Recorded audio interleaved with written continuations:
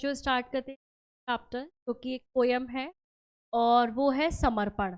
इस कविता की जो रचयिता हैं वो रामावतार त्यागी, और इस कविता के जरिए वो बताना चाहते हैं देश का हमारे ऊपर जो ऋण है वो इतना है कि अगर हम अपना सारा कुछ भी अपने देश कुर्बान कर दें वो भी कम है। चलिए इस कविता को पढ़ते हैं। मन समर्पित, तन समर्पित और यह जीवन समर्पित, चाहता हूँ देश की धरती तुझे कुछ और भी।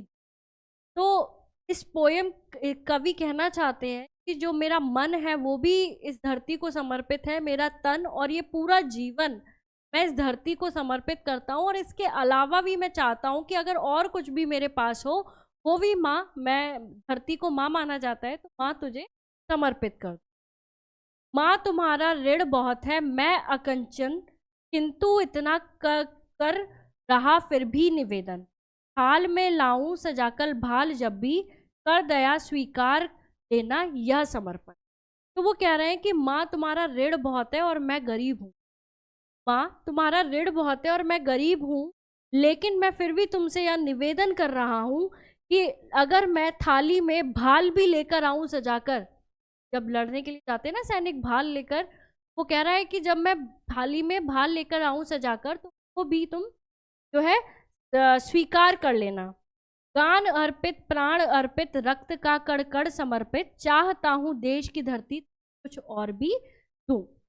यानी कि गान भी अर्पित और प्राण भी, अपने प्राण भी वो अर्पित कर रहे हैं इस देश को, और रक्त का एक एक कण भी वो समर्पित कर रहे हैं इस देश को, और भी वो कुछ देना चाहते हैं, जो भी वो कुछ करना चाहते हैं सब कुछ कर सकते हैं देश की धरती के लिए। माज दो तलवार को लाओ न देरी, बांध दो कसकर कमर पर ढाल मेरी, भाल पर मल दो चरण की धूल थोड़ी, शीश पर आशीष की छाया घने। वो कह रहे हैं कि जो तलवार है उसे शाप जो करते हैं ना, माज लाओ, बिल्कुल तलवार को एकदम घिसकर लाओ, एकदम धार लगाकर लाओ तलवार को, और जो ढाल है उसे भी मेरी कमर पर लगा दो। मैं दुश्मनों से अपनी धरती को, अपने इस देश को बचाऊंगा, उसके लिए लड़ने जाने की तैयारी कर रहे हैं।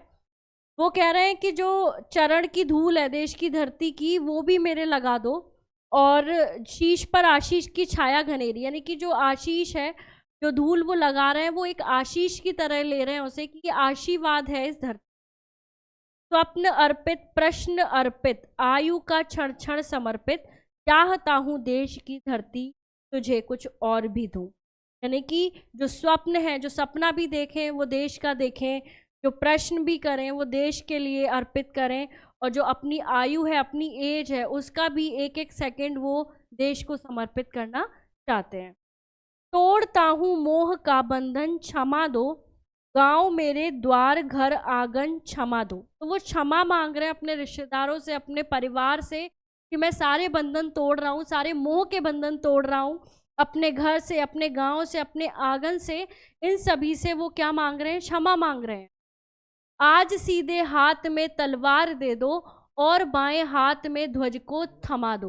वो कह रहे हैं कवि कि आज जो है मेरे हाथ में तलवार दे दो और एक हाथ में मेरे ध्वज को, मेरे देश के ध्वज को थमा दो। ये सुमन लो, ये चमन लो, नीड़ का तड़ समर्पित।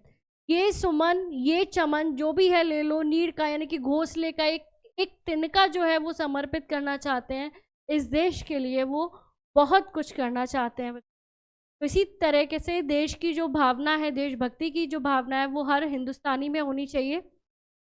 नेक्स्ट वीडियो में। Thank you so much.